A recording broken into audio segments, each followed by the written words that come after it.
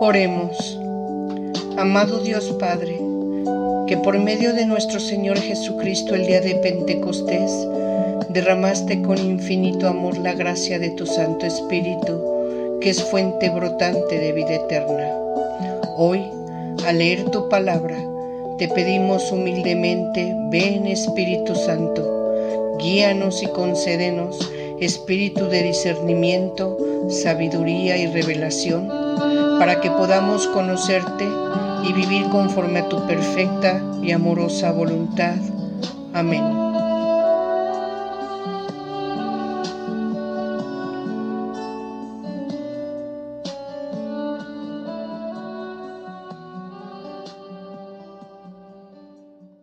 Gusto me da que esté nuevamente con nosotros en este nuestro 8º capítulo del curso de los Salmos. El día de hoy no vamos a hacer el estudio, el análisis de un salmo en específico, sino que vamos a abordar el tema de Jesús, el Hijo de Dios y Mesías, en los Salmos. Esto quiere decir entonces que vamos a ver varios salmos. No vamos a poder analizarlos todos, dado que dentro de los 150 salmos que forman el Salterio o Salmodio, existen 414 citas o versículos en diferentes salmos que refieren a la persona de Jesús, visto esto con ojos cristianos. Así entonces vamos únicamente a hacer análisis de aquellos salmos más sobresalientes, más importantes, que refieren a la persona de Jesús, su vida, los hechos, lo que realizó, lo que le sucedió a él.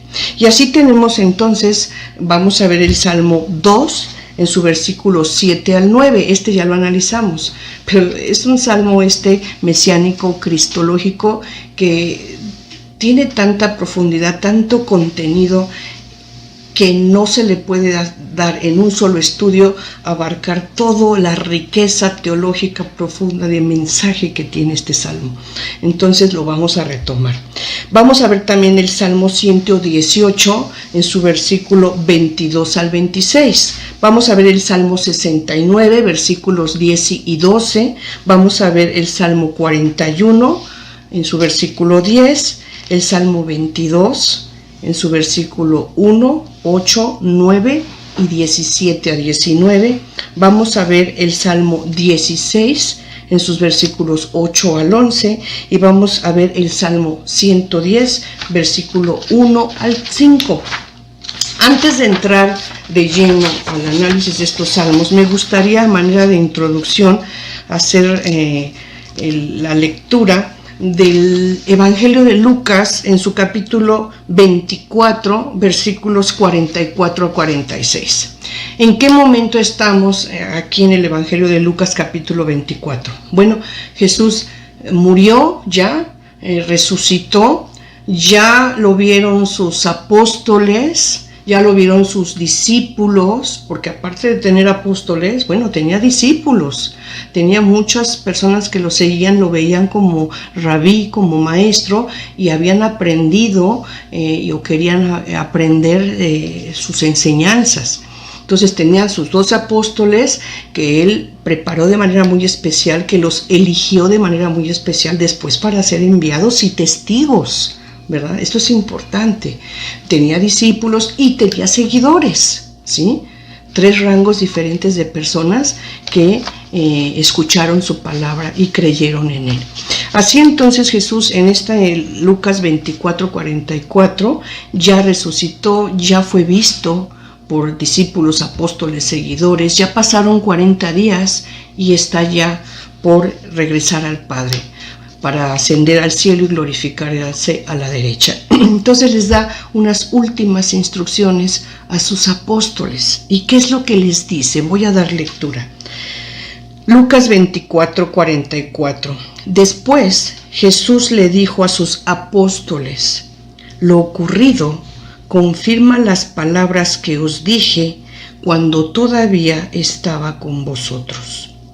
Es necesario que se cumpla todo lo que está escrito en la ley de Moisés, en los profetas y en los salmos. Entonces Jesús abrió sus mentes para que comprendieran la Escritura y les dijo: está escrito que el Cristo debía padecer y resucitar de entre los muertos al tercer día, y que se predicaría en su nombre la conversión para el perdón de los pecados a todas las naciones. Así entonces, ¿qué podemos concluir de esta lectura en relación a los salmos, que es nuestro tema de interés? Que en los salmos estaba anunciado, ¿verdad? Como una parte de la Escritura, aquello que Jesús iba a venir a cumplir, ¿sí? En el Evangelio de Juan, capítulo 5, 39, 40, dice lo siguiente. Estamos en qué momento. Jesús todavía no entra ya a la última semana esta de su pasión, está todavía llevando a cabo su ministerio, ya fue bautizado, ya habló con Nicodemo, ya habló con la samaritana, ya estuvo en las bodas de Canaán, está en plena misión de su ministerio. Y entonces, hablando con sus apóstoles, les dice, Juan 5:39, vosotros investigáis las Escrituras, creéis tener en ellas vida eterna, pues ellas son en realidad las que dan testimonio de mí. Pero vosotros no queréis venir a mí para tener vida. Esto, más que a sus apóstoles, se los está diciendo también a todos aquellos, en especial judíos, que no lo reconocen, que no lo quieren ver como aquel que viene a proclamar el reino de Dios, ¿sí? Sino al contrario. En especial las autoridades religiosas lo veían como alguien peligroso que los podía tambalear en su estatus, ¿verdad?, de personas que llevaban el culto religioso con todas las beneficios y que esto traía, ¿no? Bueno, ahora sí podemos ya entrar a mencionar nuestro primer salmo. Este salmo número 2, ya lo analizamos en una ocasión, ya deben de tener cierta familiaridad con él y con ciertos términos que voy a utilizar. Es un salmo, ya lo dije, por excelencia es un salmo mesiánico, es un salmo real, ¿sí? Este salmo en el Nuevo Testamento se menciona 18 veces, ¿sí? Está citado 18 veces en los evangelios, en las cartas de Pablo, en las católicas, en las pastorales. Entonces nos dice así en su versículo 2: haré público el decreto de Yahvé. Él me ha dicho, tú eres mi hijo, hoy te he engendrado. Nosotros sabemos que en especial esto que escuchamos, tú eres mi hijo, hoy te he engendrado, se escucha en el bautismo de Jesús en el Jordán, cuando Juan Bautista lo bautiza. Ahí estamos viendo, ya lo había yo mencionado, Dios se revela a su Hijo, a Jesús. Jesús lo escucha y tiene esa experiencia de escuchar a su Padre, y él, gracias a eso y con una infusión que recibe de Espíritu Santo, ¿verdad?, una unción con el Espíritu Santo, él se da cuenta que él es el esperado Mesías y que ha de llevar a cabo esa misión, esa encomienda, esa tarea que el Padre le va a señalar, que le va a ir dando a conocer en su corazón para llevar el reino de Dios, ¿verdad?, para proclamar el reino de Dios. Y después vemos que este mismo tú eres mi hijo, yo te he engendrado, ¿verdad?, pero cambiando ahora a quién se dirige. Ya no se dirige a su hijo, ya no le dice tú eres mi hijo, ahora se dirige a las personas que están escuchándolo. ¿En dónde? En el monte Nebo, en la transfiguración de de Jesús. Ya muy cercano a su pasión, Jesús sube al monte Nebo con Pedro, con Juan, con Santiago, y es ahora el Padre, Dios, el que se revela, ¿verdad? Les hace escuchar a los presentes, que son sus apóstoles, y revela a su Hijo. Ya no le dice, tú eres mi Hijo amado, hablándole a Jesús. Le habla a los ahí presentes y les dice, este es mi Hijo amado, escuchadle. Pero nosotros sabemos que este salmo, en virtud del versículo 8 y 9, ¿sí? Este salmo 2, donde dice, si me lo pides te daré en herencia las naciones, en propiedad la inmensidad de la tierra, los machacarás con cetro de hierro y los pulverizarás como vasija de barro. Aquí entonces ya vemos que es un salmo regio, ¿sí? Es un salmo regio. Y si es un salmo regio, estamos hablando de un rey. Y si estamos hablando de un rey, entonces estamos hablando de un rey que fue ungido. O sea, es entonces un Mesías. Nosotros sabemos que Mesías, Cristo y ungido es lo mismo, ¿sí? El Mesías en hebreo, Cristo en griego y ungido en español. Entonces aquí vemos que este salmo es por excelencia, habla de la entronización. Obviamente aquí, mirando la persona de Jesús, estamos hablando de la entronización celeste, no de una coronación de un hombre, ¿verdad? A nivel terrenal. No, aquí estamos hablando de la entronización celeste de nuestro Señor Jesucristo cuando es exaltado y glorificado, ¿verdad? Bueno, después podemos hablar del Salmo 118. El Salmo 118, en su versículo 22 a 26, dice, la piedra que desecharon los albañiles se ha convertido en la piedra angular. Esto es algo importantísimo cuando nosotros leemos el Evangelio de Mateo en su capítulo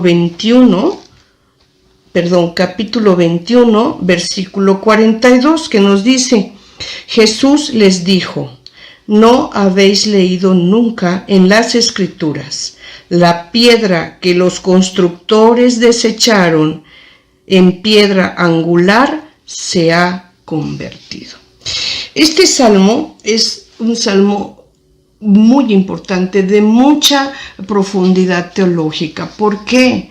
Porque hace notar de manera especial que el pueblo de Dios, el pueblo de la elección, los judíos, al cual pertenecía Jesús, porque él era palestinense judío, nacido en Belén y crecido en Nazaret, de ahí que le dicen nazareno, cuando en realidad pues no era nazareno, él era de Belén, nació en Belén, ¿verdad? Y descendiente de la tribu de Judá y también davídico, ¿verdad? José, su padre putativo, pues era de la tribu de Judá y era descendiente de David.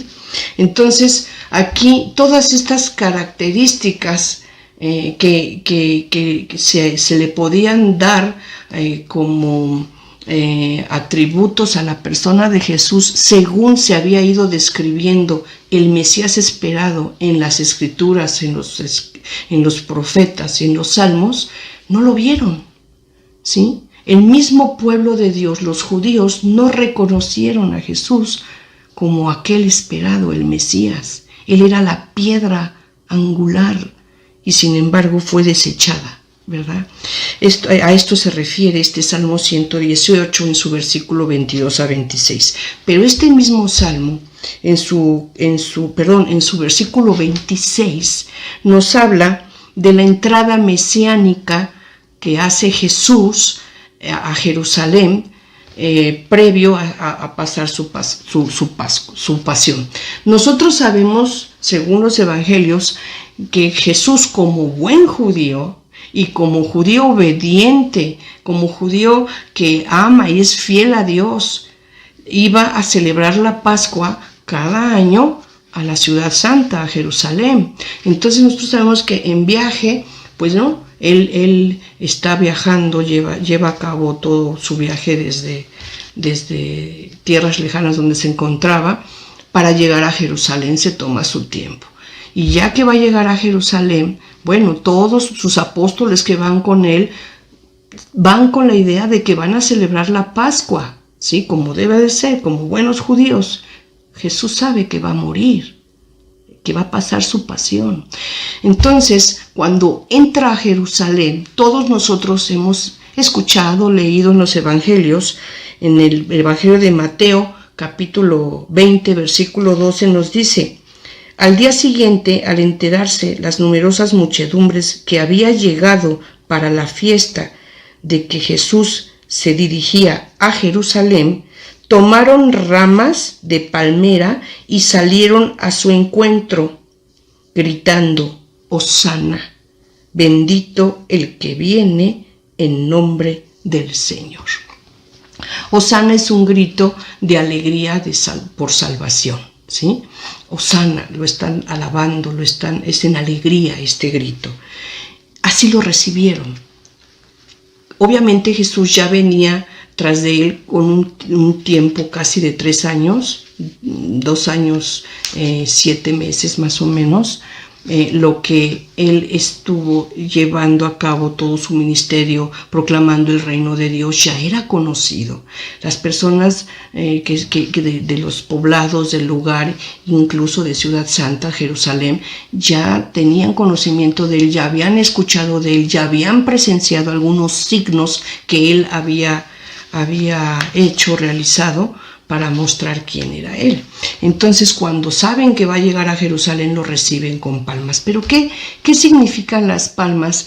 ¿Y por qué le dicen Hosana, bendito el que viene en nombre del Señor? Bueno, pues porque precisamente este Salmo 118, en su versículo 26, que fue escrito antes de que Jesús naciera, pero muchísimos años antes. Acuérdense que el Salmodio se escribió durante 750 años, empezando en la época de David más o menos, salvo el de Débora, que es mucho más antiguo, pero durante el reinado de David, durante el reinado de Salomón, y cobrando mucha fuerza, sobre todo durante la ocupación persa, hasta la helenística, que esto ocupó un periodo de 750 años, se escribieron estos salmos. Y este salmo se escribió entonces mucho tiempo antes, como todos los que estamos viendo. Se escribió mucho tiempo antes de que Jesús naciera y de que ocurrieran todas estas cosas que de manera profética se cumplieron en la persona de Jesús.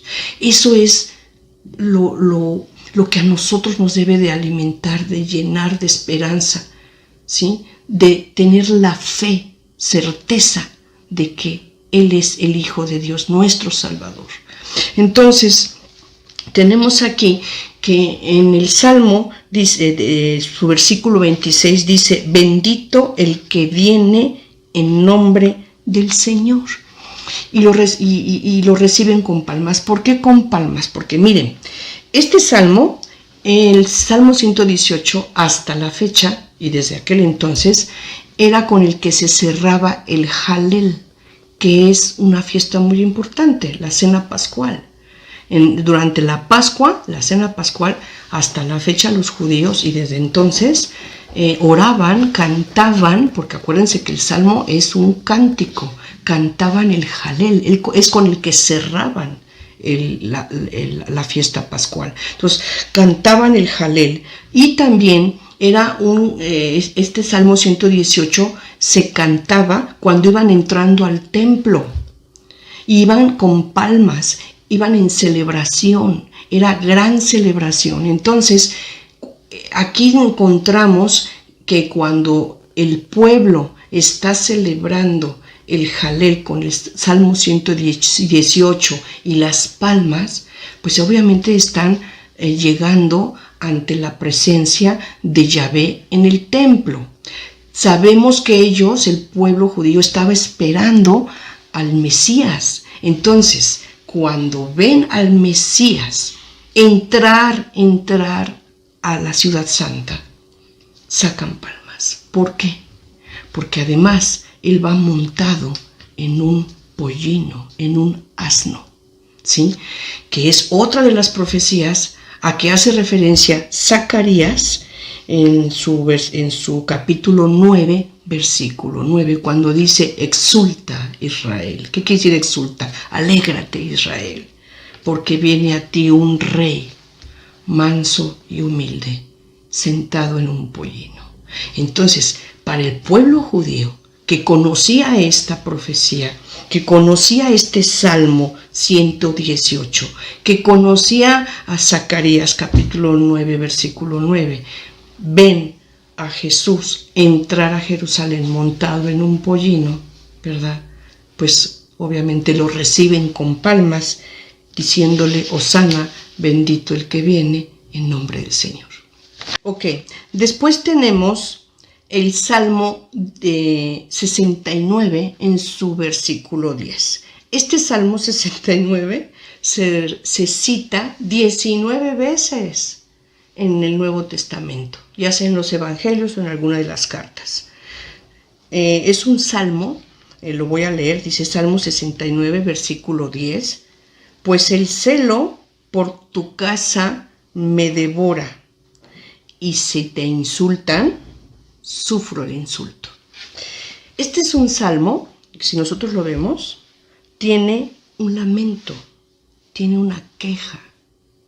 Es de lamento, se están quejando. Lo vuelvo a leer. Salmo 69, versículo 10. Pues el celo por tu casa me devora, y si te insultan, sufro el insulto. ¿Dónde se cumple este salmo, esta escritura? En la vida, en la persona de Jesús, en lo que Él realiza. Cuando ya entró a la ciudad santa, está en su previo a su pasión, según el Evangelio de Juan, porque en los otros evangelios sinópticos esa visita al templo es al principio del inicio de su misión, ¿verdad? Pero en el Evangelio de Juan aparece en la semana final. Bueno, ¿qué sucede? Finalmente Jesús está en Jerusalén, la ciudad santa, y entra al templo. Se va a celebrar la fiesta, ¿sí? La Pascual. Y obviamente los vendedores, los cambistas, pues están en el templo, ¿verdad? Entra Jesús al templo, se da cuenta de que el templo, la casa de Dios, pues ¿dónde está la oración? ¿Dónde está la alabanza, la veneración, el respeto? Se ha convertido en un mercado el templo. Entonces, él, ¿verdad?, siente que los cambistas, los vendedores, el ajetreo, todo esto lo que es venta, compra, la preparación para la fiesta, pues se les está olvidando lo importante, dónde están y qué es lo que están haciendo o qué es lo que están preparando. Entonces se da cuenta que es un insulto al templo, que es un insulto a Yahvé. Y entonces es aquí cuando él, según el Evangelio de Mateo, versículo 21, 12, dice: entró Jesús en el templo y echó fuera a todos los que vendían y compraban en el templo. Volcó las mesas de los cambistas y los puestos de los vendedores de palomas. Versículo 13. Y les dijo: está escrito, refiriéndose ¿a qué? Al Salmo que estamos estudiando, Salmo 69. Está escrito: mi casa será llamada casa de oración, pero vosotros la habéis hecho una cueva de bandidos. ¿Sí? Aquí tenemos este Salmo 69:10. Entonces, en relación también a este Salmo, bueno, podemos seguir hablando profundamente y mucho de este Salmo, porque de aquí se desprende, ¿verdad?, aquello en el que Jesús dice: destruid este templo y yo lo levantaré en 3 días, haciendo referencia a su persona, a su cuerpo, a su muerte, que va a morir y en 3 días va a resucitar. Haciendo también después referencia cuando dice, que asegura Jesús: en verdad te digo, que no quedará piedra sobre piedra de este templo. Y efectivamente, el templo que Jesús visitó, que Jesús conoció durante su vida, fue el segundo templo, porque el templo del Salomón, que fue el primer templo, fue destruido en la invasión y dominio de los babilonios, los caldeos.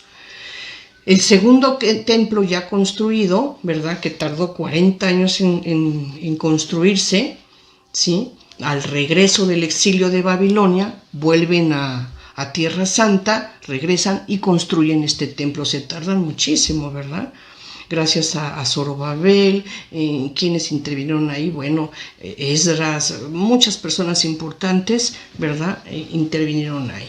Entonces, tardaron 40 años en construir el templo. O sea, entonces las personas que no entendían lo que estaba diciendo Jesús, dice, a ver, ¿cómo vas a levantar este templo en 3 días y nosotros tardamos 40 en construirlo? Y después le dice, no quedará piedra sobre piedra de este. Bueno, después de la muerte de Jesús, 70 años, años después, en el año 70 de nuestra era, el templo de Jerusalén cae, quedando de él únicamente lo que hoy conocemos como el Muro de los Lamentos. ¿De acuerdo? Bien, pasando ahora al Salmo 41:10.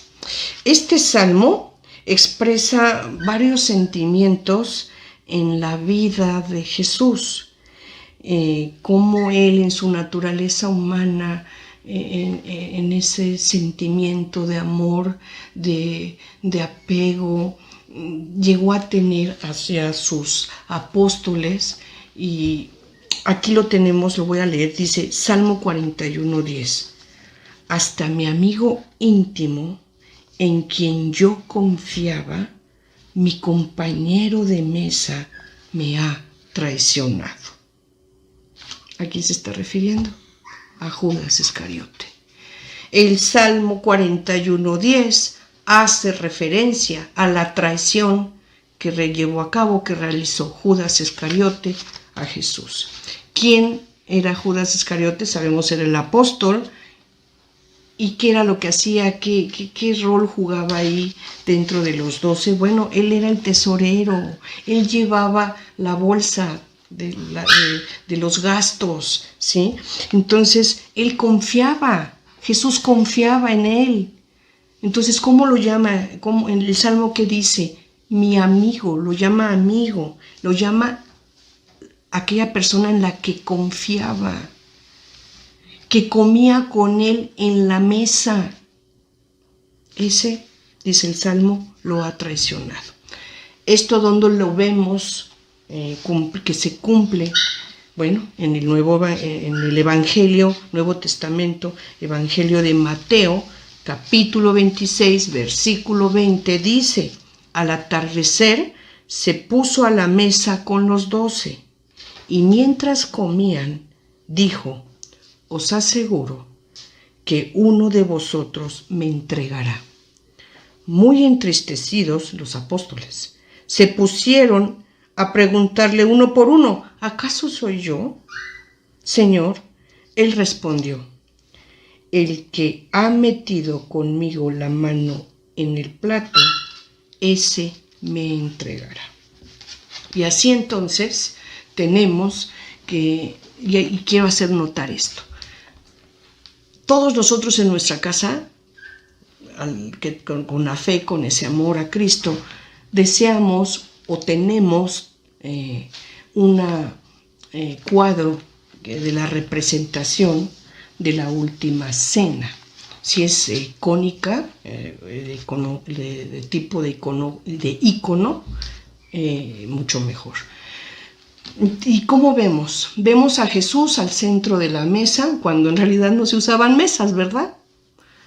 Porque la mesa tal cual como la vemos, no. Eran prácticamente, los judíos tendían un mantel, un manto, y sobre él la cena y comían. Entonces, tenemos la mesa en este cuadro y vemos lo vemos a Jesús al centro, y a sus lados vemos a los 12 apóstoles. Ojo, ese cuadro representa el momento en el que todavía Jesús está con sus 12 apóstoles, ¿verdad? Y está anunciando que uno de ellos lo va a traicionar, porque después de esto, de que mete el bocado a las salsas amargas que son parte de la cena de Pascua, recordemos que la cena de Pascua era el cordero pascual, el vino, las salsas amargas y el pan sin levadura. Entonces toma un trozo de pan sin levadura, lo moja en la salsa amarga, que son hierbas amargas con dátiles y con higos, que se prepara esta salsa, que es muy sabrosa, además. Al mismo tiempo, Judas moja su pan en esa salsa. Y es así como Juan, que es el que se recarga en él y le pregunta quién es, se da cuenta que es Judas Iscariote el que lo va a traicionar. Y entonces, ¿qué sucede? Después de esto Jesús le dice, lo que vas a hacer, hazlo ya. Judas Iscariote se levanta y sale. Como él era el tesorero, todos creían que iba a hacer las compras o lo que faltaba para las fiestas que empezaban. Sin embargo, Judas iba a entregarlo, iba a traicionarlo. Judas ya no está. Son 11 apóstoles los que están ahí y nuestro Señor Jesucristo está ahí, ¿verdad? Y es entonces cuando entrega el pan como su cuerpo y el vino como su sangre, lo que hoy nosotros hacemos en recuerdo suyo, la Eucaristía.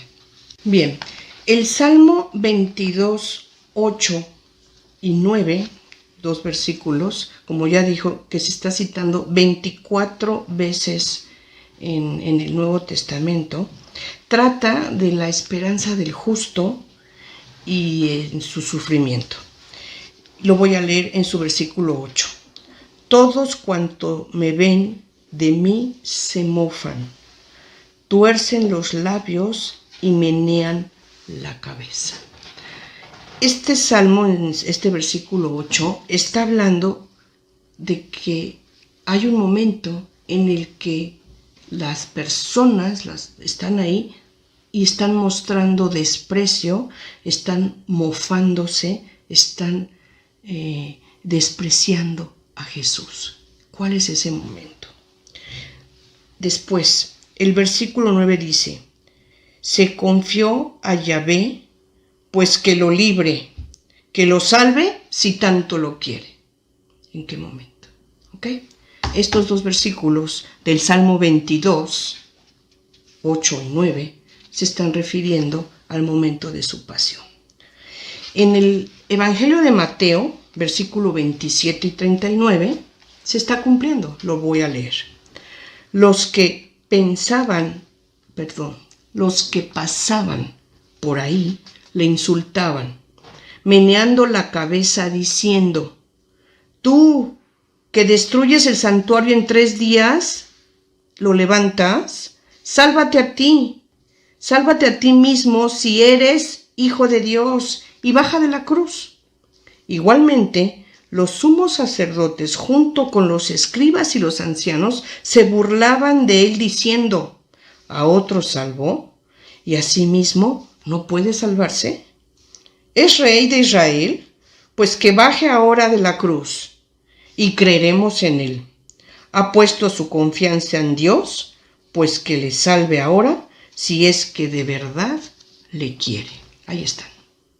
Ahí está en este capítulo 27, versículo 39 al 43, el cumplimiento de este Salmo 22 en sus versículos 8 y 9, y que ilustran perfecto, ¿verdad?, la pasión de nuestro Señor Jesús, en la que refiere la esperanza y el sufrimiento del justo, que es como se titula este salmo.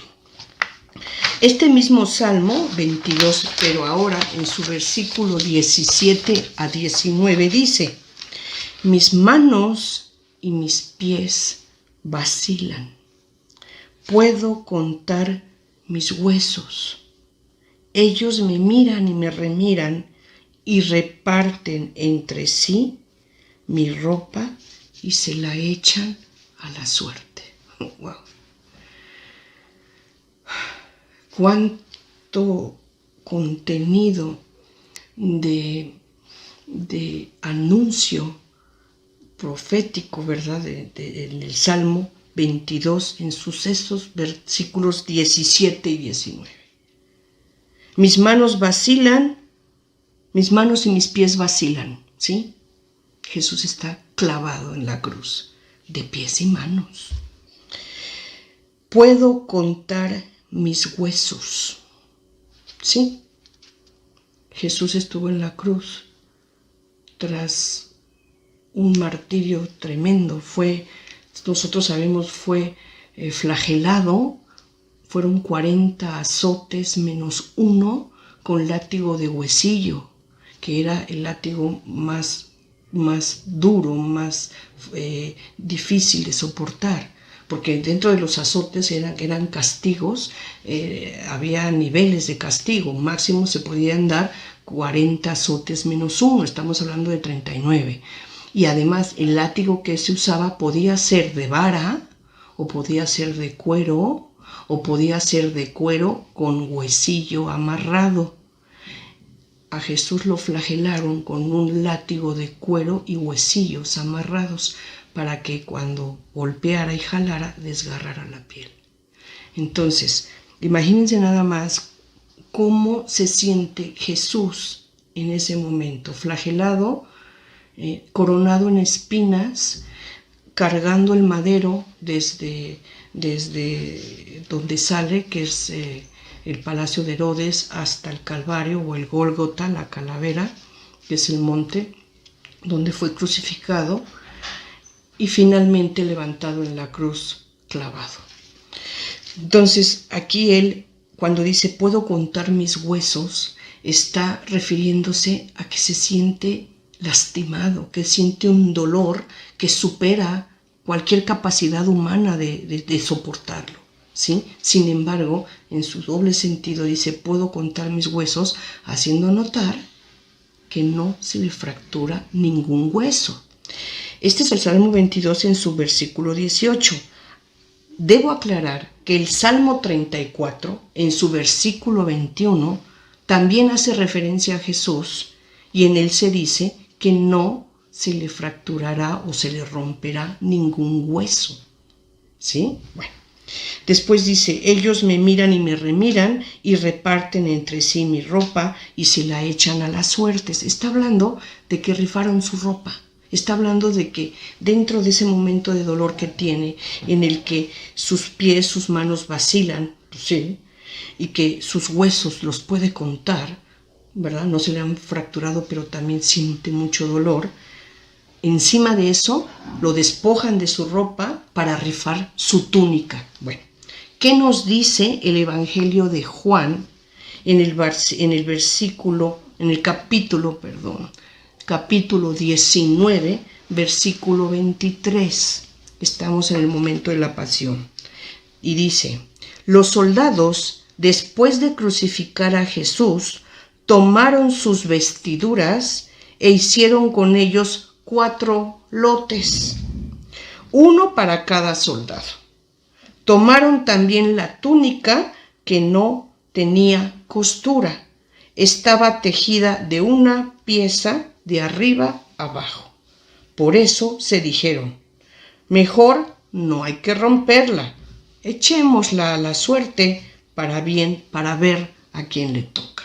¿Por qué? Porque la túnica de Jesús era de una sola pieza, era tejida en lino, era valiosa, era muy apreciada. Entonces se la estaban peleando, ¿sí? Bueno, ahora bien, aquí nosotros estamos hablando de la pasión de Cristo. Y por último, este mismo Salmo 22, en su capítulo 1, habla ya de un Jesús, repito, un Jesús moribundo que ha sufrido un martirio encomiable, que se ha visto despreciado, burlado, humillado, ultrajado, calumniado,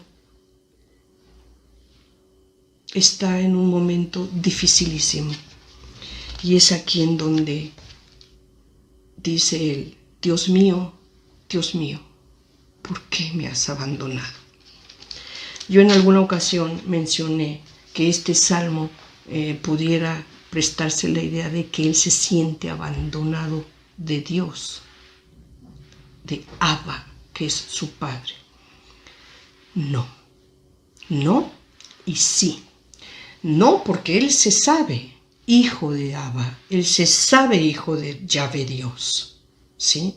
Él tiene toda su confianza puesta en Yahvé Dios, pero en su naturaleza humana se siente rebasado en ese dolor, en ese abandono, en esa tristeza, en esa calumnia.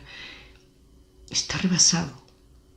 Ahí él está mostrando su naturaleza humana, con todas las debilidades que puede tener un humano. ¿Sí? Entonces él se deja expresar de esa manera. Pero en realidad, si nosotros le damos lectura completa a este salmo, ¿verdad? Y conocemos el sentido profundo de este salmo, vamos a poder darnos cuenta que, como ya lo había señalado, Jesús está orando.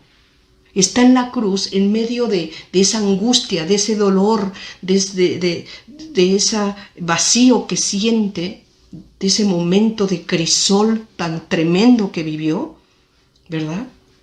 Y no se pone a gritar, no se pone a llorar, o así, el llanto solo y suelto como muchas personas vacías de Dios, o que nos decimos con Dios, pero que no sabemos sostenernos en el sufrimiento, que no sabemos enfrentar ese sufrimiento y tomarlo, ¿verdad?, como parte del plan salvífico de Dios, o ofrecerlo a Dios como parte de nuestra penitencia para purificar algún daño que hemos hecho. Bueno, él, lleno de esa esperanza, llena de confianza, lleno de Espíritu Santo, dentro de ese momento doloroso, oró.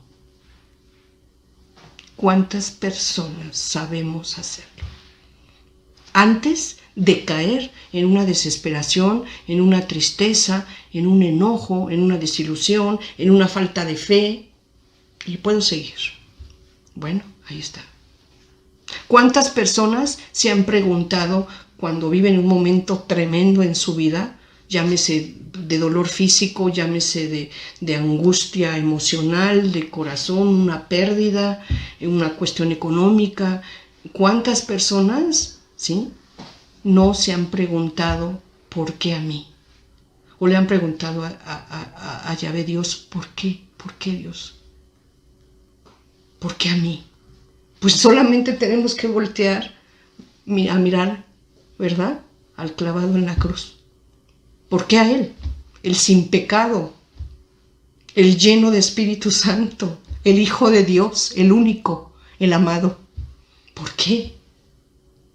Porque tanto amó Dios al mundo que dio a su Hijo, para que el que crea en Él sea salvo. Entonces, cuando suframos, cuando tengamos algo así, no nos preguntemos por qué a mí. Y no nos dejemos caer en la desesperación del llanto vacío, y mejor llenemos ese llanto de oración, llenemos ese llanto de fe, llenemos ese llanto de esperanza. Dios mío, ¿por qué me has abandonado? Pero tengo confianza en ti, que tú estás conmigo y tú me sustentas en este momento. Esa fue la oración de nuestro Señor Jesucristo en este momento en el que expresa: Dios mío, ¿por qué me has abandonado? Y lo leo, Marcos 15:34. A la hora nona, estamos hablando que son las 3 de la tarde, en el horario judío, ¿verdad? A la hora nona gritó Jesús con fuerte voz: Eloi, Eloi, lama sabactani, que quiere decir: Dios mío, ¿por qué me has abandonado? Después tenemos el Salmo 69 en su versículo 22, que dice: han apagado mi sed con vinagre. Ya lo identificaron, ¿verdad? Bueno, esto nos dice el Salmo 69, 22. Han apagado mi sed con vinagre. El sentido profundo de este salmo, que es una lamentación, vuelve a ser una lamentación, ¿verdad? No nos damos cuenta de que en realidad nuevamente lo que está haciendo Jesús es que está orando. Nuevamente Jesús está orando. ¿Sí? Cierto, nosotros sabemos, vamos a leer el Evangelio de Juan 19, 28 y 29, que dice: después de esto, sabiendo Jesús que ya todo estaba cumplido, para que se cumpliera la Escritura, dijo: tengo sed. ¿Sí? ¿Y qué sucedió? Tomaron una lanza, una esponja, la bañan en vinagre y se la ofrecen para calmar su sed, ¿no? El que lo quiera leer así y entender y hasta ahí se acabó, bueno, pero aquel que quiera hacer una lectura, discernir la profundidad del contenido de esto, ¿sí? Con ojos cristianos, nos vamos a dar perfectamente cuenta que cuando Jesús dice tengo sed, lo hace para que se cumpla la Escritura. ¿Cuál? La del Salmo 69. En el que dice: han apagado mi sed con vinagre. Pero yo me pregunto, ¿ustedes creen que una persona que está sufriendo lo que él sufrió, con el dolor que tiene, Dios mío, su cuerpo destrozado, ¿no? Por la flagelación, por la coronación de espinas, por la cruz, va a tener sed? No dudo que le haga falta agua o necesite beber agua. Pero una persona con un dolor así, siente dolor, no siente sed. Perdón. Una persona que está de verdad enferma, pregúntense ustedes si cuando han tenido un dolor así, que los está doblando, quieren tomar agua. No. Sin embargo, él lo dice para que se cumpla la Escritura del Salmo 69. Pero al mismo tiempo lo hace porque está orando. ¿Sí? ¿Por qué? Porque hay otros salmos, el Salmo 42.3. ¿Y qué creen que dice el Salmo 42.3? Dice: tengo sed, mi alma tiene sed de ti. El Salmo 63.2 lo vuelve a decir: mi alma tiene sed de ti. Y ya no se diga, el Salmo 143, versículo 6 dice: como tierra tengo sed de ti, mis manos tiendo hacia ti. ¿Sí? Jesús tiene las manos en la cruz clavadas. Él no está viendo que tiene sus manos a la cruz clavadas. Él está viendo que tiene sus manos tendidas a Yahvé Dios, clamando a Él porque tiene sed de estar ya con Él, de regresar a Él como en un principio.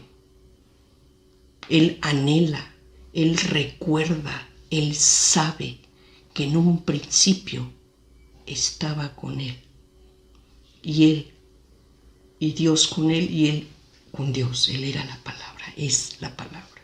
Entonces es más bien una oración en la que Él siente su necesidad ya de estar con Dios, ¿verdad? Y es una oración en la que ya sabe que cumplió toda la misión. Toda está cumplido. Todo lo que se decía en los profetas, en los salmos, en los escritos, todo está cumplido. Y Él lo dice.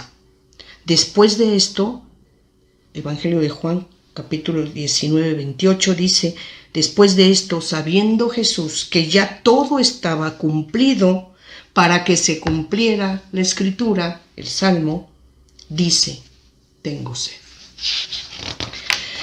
Después tenemos el Salmo 16, versículo 18 al 11, Dice, por eso me alegra el corazón, sienten regocijo mis entrañas, todo mi cuerpo descansa tranquilo, pues no me abandonarás en el Seol, no dejarás a tu amigo ver la fosa. Me enseñarás el camino de la vida, me hartarás de gozo en tu presencia, de dicha perpetua a tu derecha. Bueno, aquí vemos en este Salmo 16, 8, 11, que se refiere a la palabra Seol. ¿Se acuerdan ustedes que al principio del curso les di ahí un pequeño vocabulario que consideraba yo importante, en el que se menciona esta palabra Seol o Hades? Es la fosa, es la tumba o el lugar de los muertos. Entonces, ¿a qué se está refiriendo este salmo? Se está refiriendo precisamente a la muerte, ¿verdad? Pero es una muerte en la que dice aquí que aunque está muerto, descansa tranquilo porque sabe que no va a ser abandonado ahí, porque sabe que no lo va a dejar ahí en la fosa, porque sabe que se va a llenar de gozo después porque va a poder estar en la presencia perpetua a la derecha. ¿Sí? Viendo esto con ojos cristianos, obviamente estamos hablando de la muerte y la resurrección de nuestro Señor Jesucristo para después ser exaltado y glorificado a la derecha del Padre. Es el querigma, ¿sí? La base de nuestra fe. ¿Qué quiere decir querigma? Muerte y resurrección de Cristo. Eso es querigma, y este querigma es la base de nuestra fe. Porque si no creemos si no creemos que Jesús murió y resucitó, pues vana es nuestra fe. Nuestra fe se cimenta, ¿verdad? Tiene su base en esta creencia, en este querigma. Y así nosotros encontramos que en Mateo capítulo 28, versículos 5 al 6, dice, no tengan miedo. ¿En qué momento están? Bueno, el sepulcro vacío, ¿sí? Según aquí el Evangelio de Mateo, el sepulcro está vacío. Y fueron las mujeres al sepulcro, ¿sí? Llevaban los aceites para limpiar el cuerpo. Posiblemente en esto no se explica mucho, ¿verdad? Pero así es, están las mujeres acudiendo al sepulcro y lo encuentran vacío, ¿sí? Ojo, nadie vio el momento en que Jesús resucita. Nadie lo vio. Ni siquiera la guardia que estaba apostada afuera del sepulcro, ¿sí? Ellos estaban dormidos. Pero, así que hayan visto a Jesús y que cómo se levantó, nadie. Era un sepulcro, estaba cubierto con una piedra, tapado con una piedra, cuando ocurre la gran obra, el misterio tremendo, ¿verdad? Y la promesa y el plan de Yahvé Dios de resucitar a su Hijo, porque finalmente nadie le quitó la vida a Jesús. Él mismo lo dijo, nadie me quita la vida, yo la entrego y yo la recupero. ¿Sí? Esto estaba dentro del plan salvífico de Dios. No fue una cuestión de hombres, no fue una cuestión de azar, no fue una cuestión de casualidad o planeado por la autoridad religiosa y política que finalmente decidieron la muerte de nuestro Señor Jesucristo, no. Y Jesús lo dice, nadie me quita la vida, yo la doy y yo la recupero. Bueno, entonces, aquí tenemos como Mateo 28:5 nos dice, no tengan miedo, le dicen los ángeles a las mujeres cuando la encuentran el sepulcro vacío. Les dice, no tengan miedo, yo sé que están buscando a Jesús, el que fue crucificado. No está aquí, sino que ha resucitado. Y después nosotros nos vamos a Hechos, en su capítulo 13, versículo 33 y 34, dice: la promesa que Dios hizo a los antepasados la ha cumplido en nosotros los hijos al resucitar a Jesús, como está escrito en los Salmos: Hijo mío, eres tú, yo te he engendrado hoy. Y lo resucitó de entre los muertos para que nunca experimente la corrupción, refiriéndose a la descomposición del cuerpo, ¿sí? Obviamente esto no ocurrió, ¿sí? Y es así como nosotros tenemos este Salmo 16 en su versículo 8 al 11. Pasando al Salmo 110 en sus versículos 1 a 5, que es el último salmo que vamos a analizar, dice lo siguiente: siéntate a mi derecha hasta que haga de tus enemigos estrado de tus pies. El cetro de tu poder extenderá Yahvé desde Sión, dominará entre tus enemigos, y ya te pertenecía el principado el día de tu nacimiento. Un esplendor sagrado llevas desde el seno materno, desde la aurora de tu juventud. Lo ha jurado Yahvé y no va a retractarse.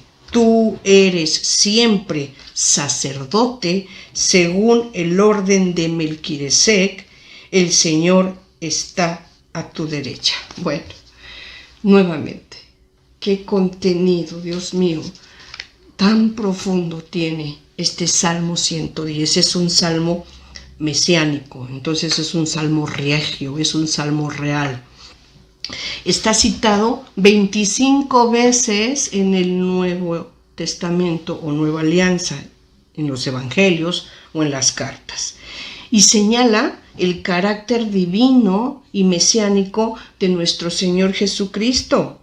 Pero es un mesianismo, o sea, es un rey ungido, por eso es mesiánico, es un rey trascendente, no está hablando de un rey humano en este plano físico mundano, no, está hablando de un carácter divino, de un rey trascendente, un rey eterno, un rey poderoso, obviamente de carácter divino, el Hijo de Dios, nuestro Señor Jesucristo. Y así entonces, además, es un rey eterno para siempre, ¿sí? Y habla del triunfo definitivo y, repito, eterno de nuestro Señor Jesucristo. Esto es algo importante, ¿sí? Miren, Jesús, cuando muere en la cruz, paga por nuestros pecados. Nuestros pecados se lavan, se limpian, ¿verdad? En la cruz. Cuando Jesús con su sangre paga nuestra salvación. ¿Sí? Jesús vino a redimirnos con su sangre derramada en la cruz. Ahí está salvándonos, limpiándonos del pecado. Y ya limpios del pecado, ¿verdad? Y por la fe en Cristo justificados, eso es importantísimo. Entonces podemos estar ya en la presencia de Dios, porque Dios es santo. Y Dios dice: yo soy santo. Sed santos porque yo soy santo. O sea, Dios quiere que seamos santos porque Él es santo. ¿Por qué? Porque Él no tolera el pecado. Porque Él es justo. Porque es para estar en la gloria de Dios, que es la presencia de Dios, tenemos que estar limpios de pecados, tenemos que ser santos. Y esto únicamente ocurre cuando Jesús en la cruz, con su sangre, paga nuestras culpas. Él cargó con el pecado del mundo, Él cargó con nuestra inmundicia, con nuestra suciedad. Él, el siervo sufriente de Yahvé, ¿verdad? Él cargó con todas las culpas, ¿verdad? Bueno, ahí estamos ya listos, preparados para poder estar en la presencia de Dios. Pero para poder estar en la presencia de Dios, pues entonces tenemos que morir, pero viene ahí la esperanza de la resurrección, con un cuerpo nuevo y un alma transformada. Y ya en la resurrección es que nosotros podemos estar en la presencia de Dios. Entonces, ¿cómo es que sucede esto? Cuando muere Jesús, paga nuestros pecados. Y cuando Él resucita, ¿verdad? Él, al vencer a la muerte, al volver a la vida, vence a la muerte. Y si vence a la muerte, venció al maligno. ¿Sí? Ya no vamos a estar en un mundo gobernado por Él, por las tinieblas. Jesús, cuando resucita, vence a la muerte, vence al maligno. Y entonces, al vencer esa muerte, al vencer al maligno, entonces está vencido para Dios y para nosotros también. Quiere decir que somos rescatados, salimos también entonces de esa muerte, ya no vamos a quedarnos en el Seol, ya no estaremos, no nos vamos a corromper para siempre en la tumba, en la fosa. ¿Por qué? Porque vamos a resucitar. ¿Por qué? Porque Jesús con su resurrección venció a la muerte, pero también ¿para qué? Para darnos a nosotros una resurrección para la vida eterna y así tener la gloria, ¿verdad? La presencia de nuestro amado Dios Padre. Es así, mis amores, voy a leer este paralelo que sería más bien midrash, es un texto midrashico más que paralelo. Todos estos, cuando hacemos el análisis del Salmo y nos lo llevamos después al Evangelio, estamos hablando de una literatura de tipo midrashico. Entonces voy a leer Hebreos 7, versículo 1, capítulo 3, y dice: este Melquisedec, ahorita voy a hablar un poquito de este sacerdote Melquisedec. Este Melquisedec, rey de Salem, sacerdote de Dios Altísimo, que salió al encuentro de Abraham cuando regresaba de la derrota de los reyes y le bendijo. Es aquel a quien dio Abraham el diezmo de todo. Su nombre significa, en primer lugar, rey de justicia y además rey de Salem, de la paz. Es decir, rey de paz. Nada se dice de su padre, su madre, su genealogía, tampoco de su nacimiento y de su muerte. De este modo se asemeja al Hijo de Dios, que permanece sacerdote para siempre. Está haciendo una semejanza, un parecido. ¿Por qué? Porque Melquisedec, dice el texto en Hebreos, dice que Melquisedec era un rey, el rey de Salem. Acuérdense que Salem, que quiere decir paz, fue la primera nombre original que tuvo la ciudad que después fue la ciudad de Jerusalén, ¿sí? Entonces, este Melquisedec era un rey de Salem, pero además de ser rey era sacerdote. Pero dada el texto como está referido en la escritura, es misterioso porque no se habla mucho de él, no se sabe quién era su padre, quién era su madre, de dónde venía, no se escribe sobre él mucho. Entonces aparece como una figura misteriosa, pero sí queda bien claro. Era rey, era sacerdote, ¿verdad? Era un rey de paz, era un rey justo, ¿sí? Obediente a Dios. Entonces, esta figura de Melquisedec, rey terrenal, se equipara, se le asemeja, ¿verdad? Se le apareja a la persona de Jesús como un rey de paz, sacerdote, rey eterno, pero en una dimensión celeste, en un plano divino. Y es así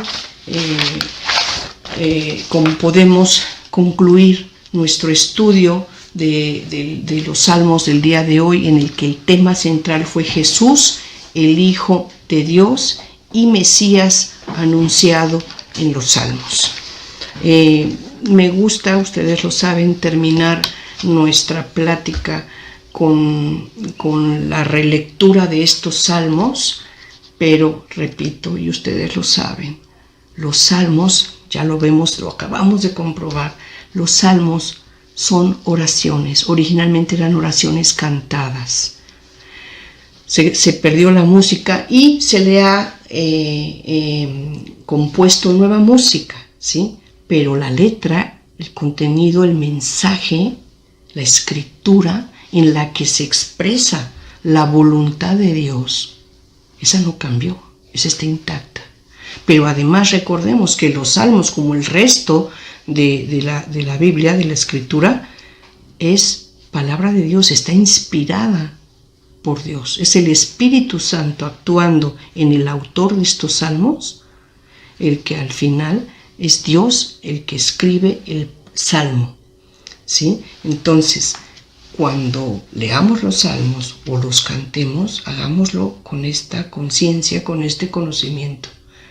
Es este salmo escrito por Dios y es para nosotros una forma de conversar con Él, en el que podemos tener interlocuciones. Hablamos con Dios y Dios nos contesta. En los salmos podemos encontrar el amor de Dios, la fidelidad de Dios, el castigo de Dios, la esperanza que nos da Dios. Podemos encontrar nuestras alegrías, nuestras tristezas, nuestras debilidades.